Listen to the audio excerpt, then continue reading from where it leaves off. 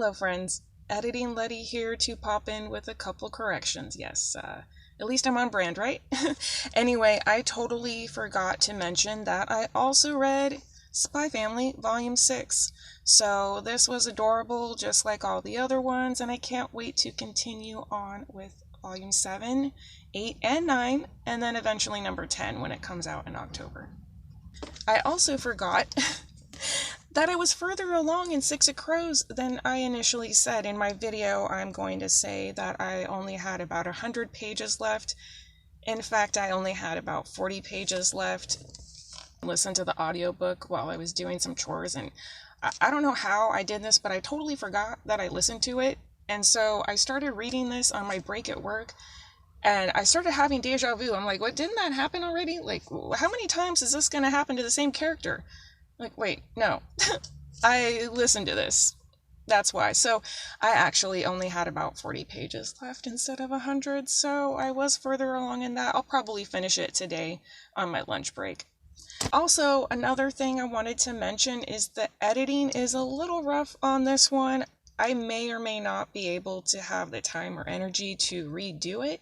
So we'll see how that goes, but bless your heart if you're watching it now before I'm able to get everything smooth. It will get better, I promise. I'm basically learning as I go here, so I so appreciate it if you're joining me here today or any other day that you're watching it. And also, if you have read any of these books, please let me know and let me know what you thought of. There are only a few that I've been able to actually finish, and then there's some that are ongoing, so I won't be able to probably discuss the ones in great detail until I finish them next month. But if you have read the ones that I finished, please let me know. I know Secret History was fairly popular, as well as the Shadow and Bone trilogy, especially now since the show has come out, which I have not seen. I don't watch too much TV. Although, in some cases, especially with a book, if I really like the books, in most cases, I will go ahead and just seek out and watch the show just because it's interesting to see how they do things versus how I picture it in my head. So yeah, that's all for the update, and let's get back to the video. Hello, book fiends and friends. Welcome to the Eerie Faerie Tales. My name is Leti. And before we jump into my April wrap-up, I just wanted to make an exciting announcement. Hopefully you'll be able to tell, but I have a couple tech upgrades. I figured out, hopefully, how to do a thumbnail, and I got an SD card, so now I can make a video that's longer than 10 minutes and hopefully doesn't have to be in 2 or 3 different parts. I also got a microphone, but I'm charging it right now, so I'll just use that on the next video. So yeah, I'm excited to have those upgrades, and gradually my videos will get better and better. So thanks so much for hanging out with me a little bit today and going over what I read in April. So the first book that I finished out in April is a dark academia book, a very popular one, and I'm glad that I finally got a chance to read it myself. And that is The Secret History by Donna Tartt. Tabbed quite a few things on there. And again, like I said, dark academia, and this is 559 pages. And in this book, you start out in the prologue, and it basically starts out at the end. Like it dumps you right into that major scene at the end of the book. And then when you go to chapter 1, you basically go back in time so many years, I don't remember exactly, and then you kind of work your way forward through the story. What's interesting is that in the beginning, sympathize with the victim, and then as you go throughout the book, it's not like you feel like what happens to them is justified, but you also understand how it could have happened. So like in the beginning, you're wondering, well, how could they do that? Why would that happen?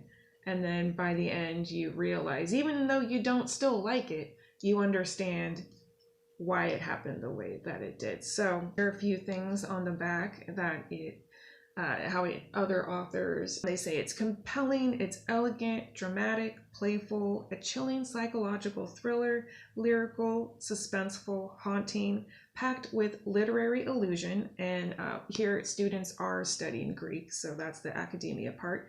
And it's told with sophistication, texture, and it's gorgeously written.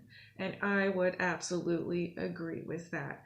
I did give it a 5-star. The only, I guess, criticism I would have for it, which wasn't enough for me to knock it down really, and that is a lot of the chapters are quite lengthy. So I think pretty much all of them are 40 pages or longer, and a couple of the chapters are even 100 pages or longer. And I believe that's the middle one and the end, which makes sense. I mean, I get why she did that. Now, what's nice is there are some natural kind of page breaks that she does, kind of like a scene change, I guess you could say. So like right here, how you have the line right there. So she'll have breaks like that. So I used those when I was reading as just like a place to stop. It was a little exhausting, but it was beautifully written and I did enjoy it, and I was propulsively reading it. I wanted to find out what happened, what went down, and also just the beautiful writing. So I'll share a few of my favorite little quotes. First quote I would like to share with you is by Julian, their Greek professor, and he says, "We don't like to admit it," said Julian, "but the idea of losing control is one that fascinates controlled people such as ourselves more than almost anything. All truly civilized people, the ancients no less than us, have civilized themselves through the willful repression of the old animal self. Are we in this room really different from the Greeks or the Romans? Obsessed with doing?" I was trying to share some quotes with you, and my cat Fritz decided to come over and break almost everything, so I lost my place. So I'm just going to start over with this first. This is a quote by Julian, who is their Greek professor. "We don't like to admit it," said Julian, "but the idea of losing control is one that fascinates controlled people, such as ourselves, more than almost anything. All truly civilized people, the ancients no less than us, have civilized themselves through the willful repression of the old animal self. Are we in this room really very different from the Greeks or the Romans, obsessed with duty, piety, loyalty, sacrifice, all those things which are to modern taste so chilling? And it's a temptation for any intelligent person, and especially for perfectionists such as the ancients and ourselves, to try to murder the primitive, emotive appetite of self. But that is a mistake, because it is dangerous to ignore the existence of the irrational. The more cultivated a person is, the more intelligent, the more repressed, then the more he needs some method of channeling the primitive impulses he's worked so hard to subdue. Otherwise, those powerful old forces will mass and strengthen until they are violent enough to break free, more violent for the delay, often strong enough to sweep the will away entirely." Morally gray characters indeed. And this next one is a person who's telling the story here, and he has some kind of hazy recollections about things. "It seemed my whole life was composed of these disjointed fractions of time, hanging around in one public place and then another, as if I were waiting for trains that never came, and like one of those ghosts who are said to linger around depots late at night, asking passers-by for the timetable of the midnight express that derailed 20 years before. I wandered from light to light until that dreaded hour when all the doors closed, and stepping from the world of warmth and people and conversation overheard, I felt the old familiar cold twist through my bones again, and then it was all forgotten. The warmth, the lights. I had never been warm in my life, ever." Okay, and last quote here. This is a quote about one of the characters. So one character is describing this other character. "No one had known him all that well. but it was a strange feature of his personality that the less one actually knew him, the more one felt one did. Viewed from a distance, his character projected an impression of solidity and wholeness, which was in fact as insubstantial as a hologram. Up close, he was all motes and light. You could pass your hand right through him. If you stepped back far enough, however, the illusion would click in again, and there he would be, bigger than life, squinting at you from behind his little glasses and raking back a dank lock of hair with one hand. A character like his disintegrates under analysis. So yeah, there we go. The Secret History by Donna Tartt. Okay, next up are the 3 books that I completed in April, and these are the last 3 books that I completely finished. I did read some other books, as I mentioned, however, they're not done yet. So I did read this trilogy in anticipation of reading Six of Crows for a book club, and the book club is run by Katie is Reading and Cassandra Lynn. They both hosted it, actually. And the book club is called Wyverns Words.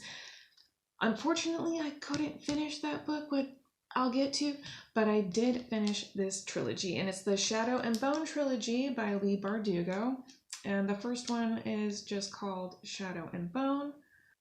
And in this story, we are following an orphan who is at first unaware of her magical powers, and there's different categories for these magical powers that exist in the what's called the Grishaverse. So the characters are Grisha. There are different categories. They are made up of what they're called soldiers of the Second Army and masters of the small sciences. And those are broken down into 3 categories. And they actually have it in the front of the book here. And it will tell you, so you can easily reference this. And the 3 different categories.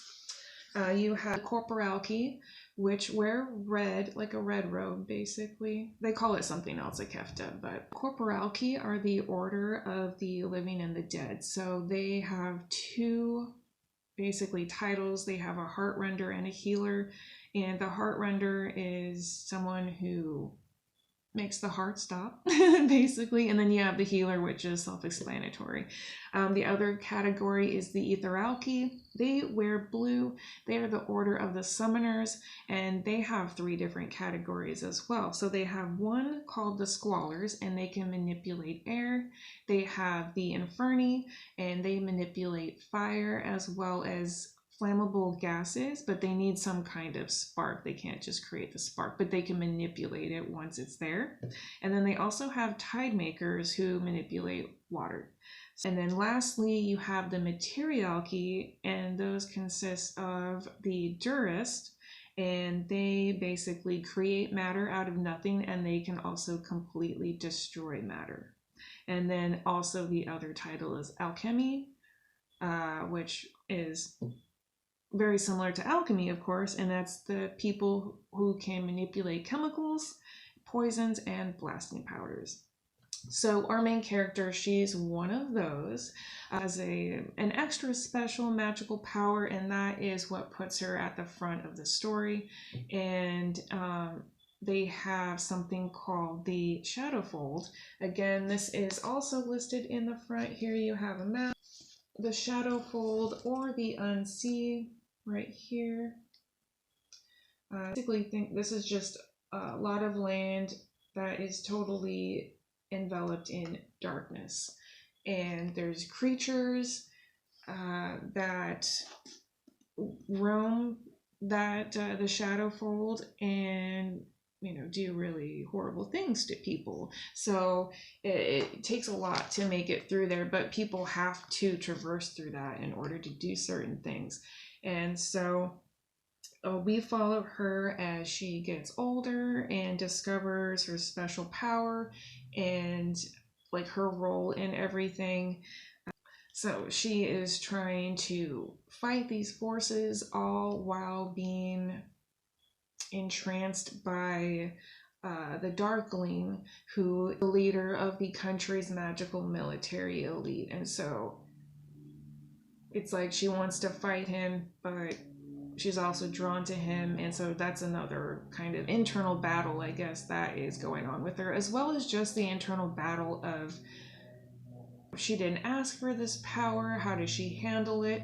It's funny because a few times when I was reading it, I thought, oh wow, she does seem really young. Immature in some of the things she would do, or maybe she wouldn't make the best decision, the way she handled something, and I'm like, well, you know, it's realistic. So I would say this is definitely a fun one. I enjoyed it. I gave it 4 stars.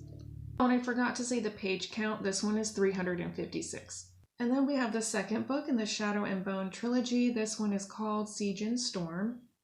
And this one is a little larger than the first one. It's 432 pages. You can see I tabbed quite a lot as well.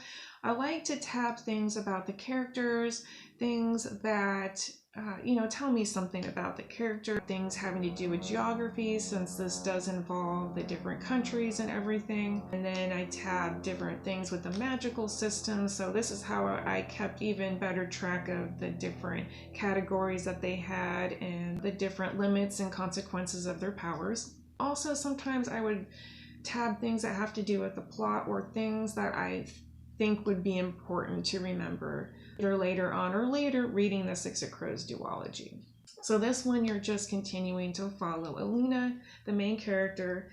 She also has a close friend who is alongside her, maybe some of the time, maybe not. And then they also have another team of people that are going along this adventure to try to battle these creatures in the Shadowfold and take it down. And you'll notice there's a different creature on the front of this one, this right here, the stag. So those are relevant to these particular books, which they will go over in detail of each one. Pretty, I like the color. I do not appreciate though this right here, this sticker that you can't actually take off because it's just printed on the actual cover. The only way to cover it would be to put some other sticker there, which I've actually thought about doing.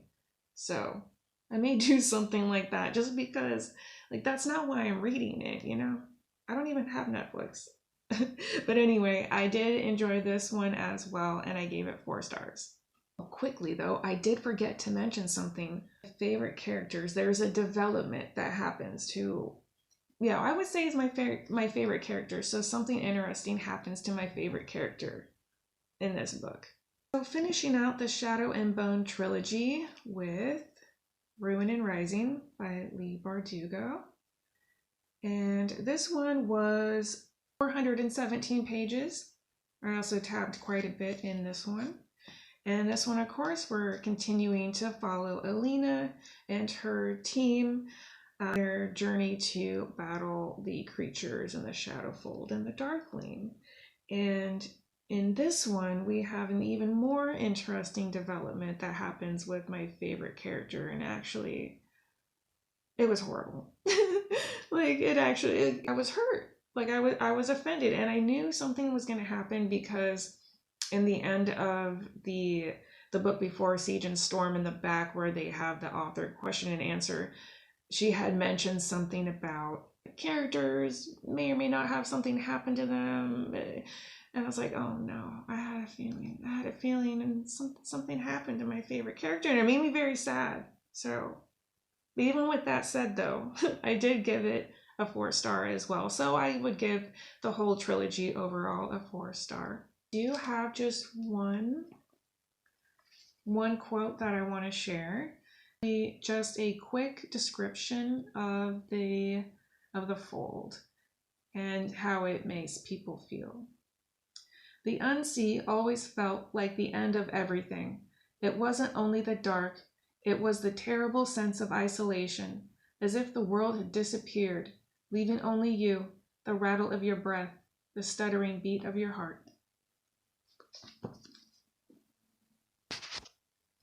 Okay, so those are all the books that I actually finished reading in April, and then I have 6 more books which I am continuing to read through May.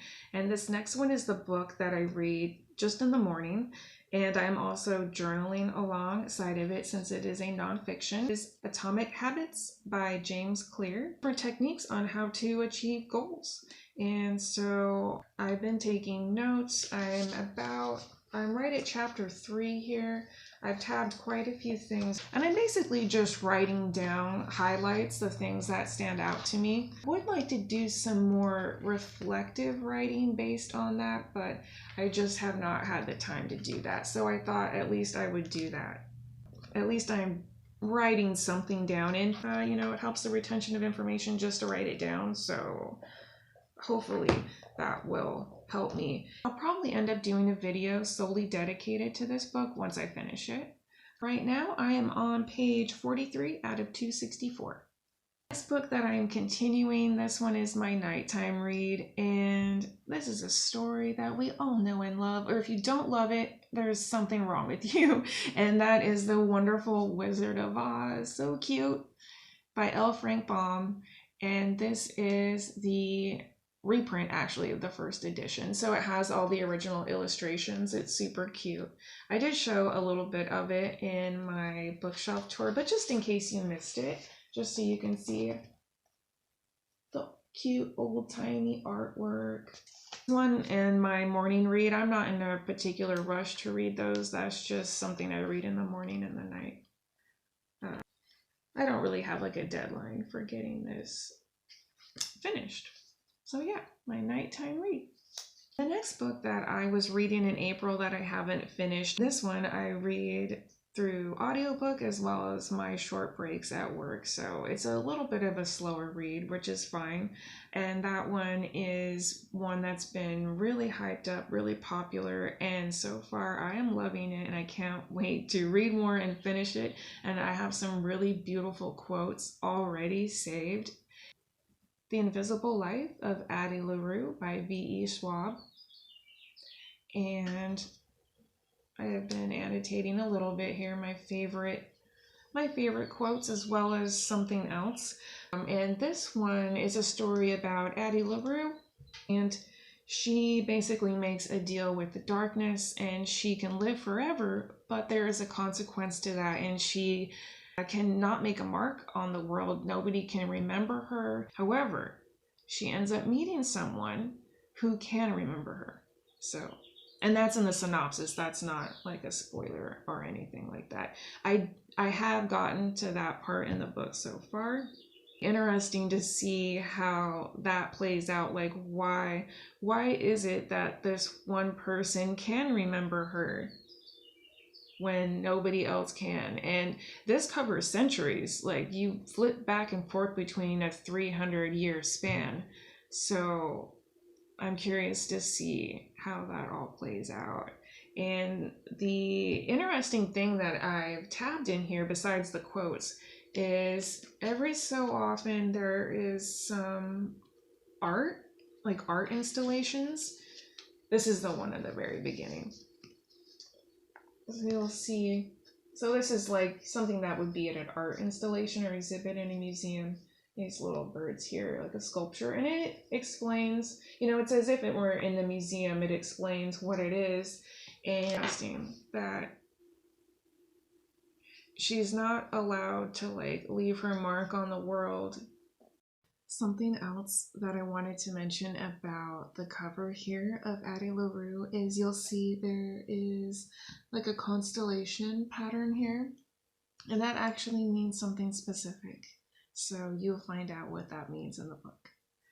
And then I'll have a couple books that I'm going to be reading as I have time throughout May. And the first one is Steppenwolff by Hermann Hesse. And this is a nice short one. This is really good as well. And this is basically about a half man, half wolf, we'll say. A man who is battling with his more animalistic side. So that is an interesting one, and I don't know if I'll even finish it this month, even though it's short. Maybe. We'll see. And then this next one that I will be reading as I have time, and I really want to read this one so bad, so I can't wait until I can get to it, and that is Into the Drowning Deep by Mira. And I did start this one just in the very beginning, so I can't wait to read this one. So I have Thalassophobia, which is phobia of deep ocean, big bodies of water. You will never catch me on a cruise ship, but I do like reading about stuff like that. So I am so ready to be terrified. I've heard that this is really good and really gives the feeling like being claustrophobic underwater. So that sounds absolutely terrifying, and I'm so ready for it. So the last book that I have to read as a continuation from April is Six of Crows by Leigh Bardugo, and this takes place in the same Grishaverse as does Shadow and Bone. This covers different main characters. I'm almost done with this. I have 100 pages left, and in this one, I don't think I have a favorite character. And for some reason, I'll wait until I finish the book and finish the duology to do a full comparison. But at this point in Shadow and Bone, I felt like I was more interested in that story than this one, which is weird because I think most people prefer Six of Crows over the Shadow and Bone trilogy. So I don't know, maybe I just need to finish the book and read Crooked Kingdom, which is the book after this one. So we'll see what I think if I change my mind from now. And I'm really upset that I couldn't finish this in April because it was for a book club. So I missed that deadline. So I'm gonna have to finish it this month. Definitely doable, only 100 pages left. This month I'm also reading another book for another book club, which is quite a chunky book. So I want to get this wrapped up real quick so I can get started on that one because I'm already behind on that one. So that wraps up all the books that I have read in April or finished in April or continuing through May. So that was my April wrap up, and I do have a few more videos planned before I move. One of them I would like to do a Q1 wrap up because I read close to 20 books throughout the first quarter and I haven't had a chance to talk about any of them, so I just want to make a video recapping all of that. And then also I'm going to make a video about my 2022 reads. I don't know if I'm going to do like a quick overview of all 50 books that I read or just do like a top 10 favorites or something like that, because last year was when I discovered BookTube. I don't know why it took me so long. I've been a lifetime reader and I finally discovered BookTube last year. So I wanted to document all the books that I've read since I've discovered BookTube. So that's why I'd like to do a little overview of all the books I read in 2022, catch up to current, and then going forward it'll be like current stuff. And then I would love to do a stationery haul and a book haul. The book haul is going to also include book of the month, so I'm waiting for a few books to come in for that. Once I get that and my last few pieces of stationery items or journaling supplies, then I'll be able to make that video, and hopefully I'll be able to get those 3 done before I move. And then once I move, once I get all settled in, then I'm gonna do an updated bookshelf tour. So thank you so much for hanging out with me a little bit today. Please let me know what you got read in April, and we'll see you in the next one.